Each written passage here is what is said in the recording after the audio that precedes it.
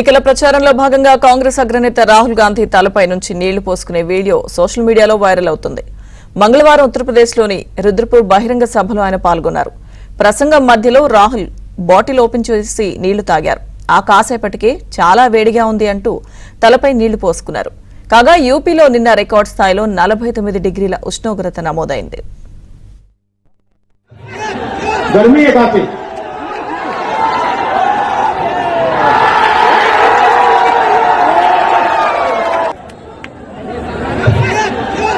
काफी।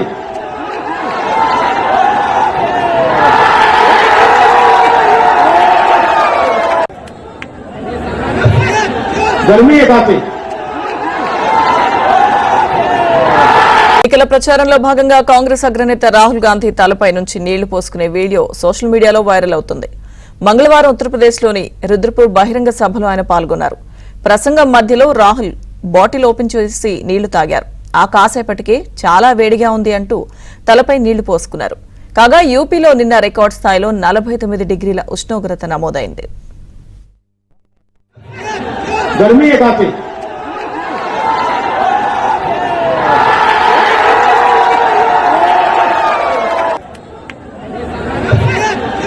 है काफी।